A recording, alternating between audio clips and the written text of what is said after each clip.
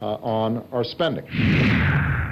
Hemos estado esperando declaraciones hasta este momento de John Boehner y de Eric Cantor y simplemente votaron y se fueron. No se han detenido a conversar con la prensa, por eso no tenemos ningún tipo de reacción por parte de ellos. Otro tema dentro de todo este mundo maravilloso de las finanzas que también dominan ustedes, está el tema del techo de la deuda. El famoso techo de la deuda, se habla ya de que ya llegó al Producto Interno Bruto, la deuda.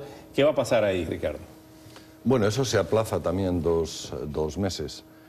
Y entonces la lucha va a estar ahora en que van atados los dos temas, las reducciones del gasto, la reducción del déficit permanente y un poco eso lo van a detener los republicanos con el techo de la deuda. Es decir, el techo de la deuda va a ser el caballo de batalla de todo el tema este. Cuando el presidente Obama dice, no voy a negociar con los republicanos el techo de la deuda, ¿qué quiere decir eso? No, tiene que negociar con los republicanos el techo de la deuda. No tiene otra opción.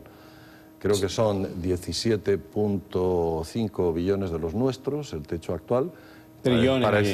Trillones anglosajones, que es algo más de 100% del Producto Interno Bruto. 104%. Entonces, para subir ese techo hay que llegar a un acuerdo sobre los gastos y sobre los ingresos, es decir, sobre la trayectoria del déficit.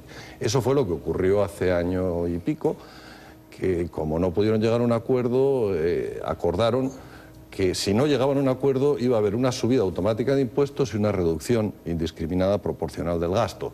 El famoso secuestro del gasto que se llama. Bueno, sí, pero esa espada de Damocles está ahora el 1 de marzo. Si no llegan a un acuerdo sobre esto, es decir, vamos a estar en una situación agonizante en los próximos 60 días y la verdad yo no entiendo cómo los mercados han reaccionado con tanta euforia hoy. Ha subido la bolsa en Estados Unidos, en otros países.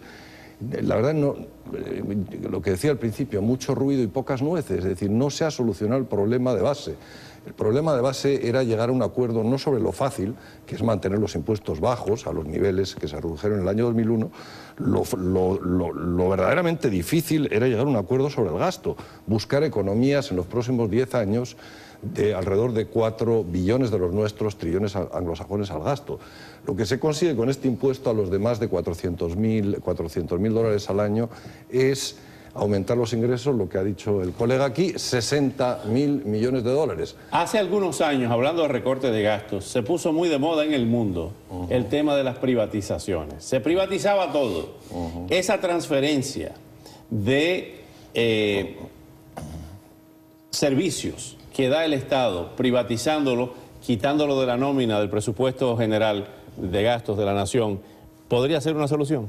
Bueno, habría que ver caso a caso, ¿no?, el tema de la privatización. Yo creo que es un tema caso a caso. Estados Unidos no es un país donde haya un exceso de empresas públicas como Francia, España o los países europeos y muchos países de América Latina. Pero eso yo creo que habría que... Lo que sí es cierto es que la incidencia del gasto público en la economía norteamericana ya no es lo que era. Estamos hablando de cada dólar de Producto Interno Bruto, o sea, cada dólar de la producción total de Estados Unidos, el 40% es servicios del gobierno. Eso ya le pone a Estados Unidos en una situación europeizante. No llegas a Francia, que es 62%, pero estás par y paso en esos números con España, con Portugal y con otros países, ¿no?, cambiando lo cambiante. Entonces, yo creo que hay que redefinir un poco el ámbito del Estado. Los políticos son voraces con el gasto público, es decir, se gastan lo que hay y lo que no hay. Lo estamos viendo ahora. El gobierno federal recauda 2.2 billones de dólares, billones de los nuestros, y gasta 3.8. Los 2.2 billones solo dan para pagar el Social Security, el Medicare, el Medicaid, algunos otros programas sociales y los intereses de la deuda. Todo el resto, presupuesto de defensa y el presupuesto de todos los ministerios del gobierno federal están en números rojos. Como se dice aquí, profesor Álvarez, ¿se debería reducir el tamaño del gobierno? Sí, pero lo que estoy oyendo aquí de parte de mi colega, también lo he oído de Bob McCullough, es la filosofía de Friedrich Hayek, El camino a la servitud, de 1944, y la ideología de Ludwig von Mises, los grandes patrones. Vamos a decir que Friedrich Hayek junto con Claude Popper son los padres del neoliberalismo. Del neoliberalismo, bueno.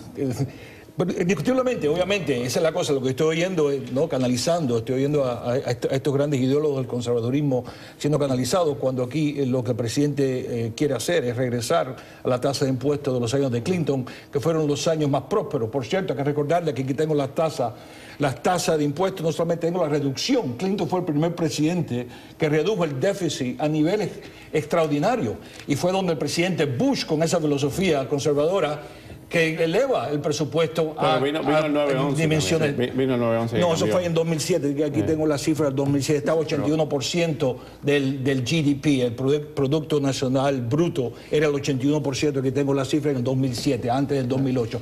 Lo que quiero decir es que lo que el presidente dijo, volviendo a la pregunta que tú le hiciste aquí al señor Lago, es que no vamos a tener el circo infame de precisar al presidente sobre levantar el techo, porque a ningún presidente en el pasado se le había hecho ese tipo de gesto. Así que él no quiere que eso se politice. Hay que subir el techo automáticamente. Pero lo que hay que hacer, y aquí los republicanos tienen una base fuerte, ya el presidente se había comprometido con un plan anterior de él de reducir el déficit 4.3 trillones por 10 años, que hubiera traído la deuda nacional al 76% del Producto Antes de escuchar al Nacional republicano, esas son cifras reales que el presidente... El técnico, ¿y qué dice el técnico? O sea, no, yo creo que Hayek y Popper hablaban de un Estado al 15% o al 10%.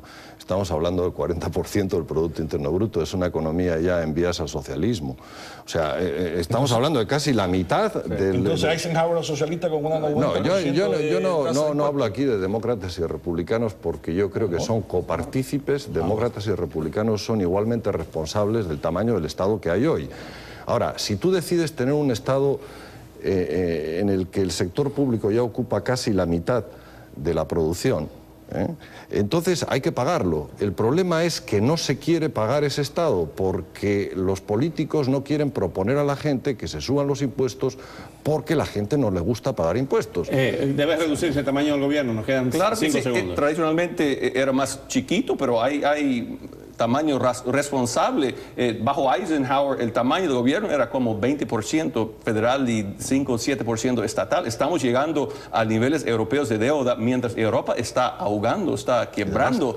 Y realmente ese modelo lo que tiene que hacer es crecimiento de producción en el sector privado, y aumentando impuestos sobre los empleadores no ayuda a los empleados. Hay que ser sensato. Reducir el gobierno sin eliminar programas se puede mantener, pero reducir el presidente se ha comprometido el presidente quiere transformarnos hacia Europa. Pero el presidente se ha comprometido filosóficamente a reducir el déficit. Comenzamos el año caliente, seguimos con estos temas. Muchas gracias a ustedes y les reitero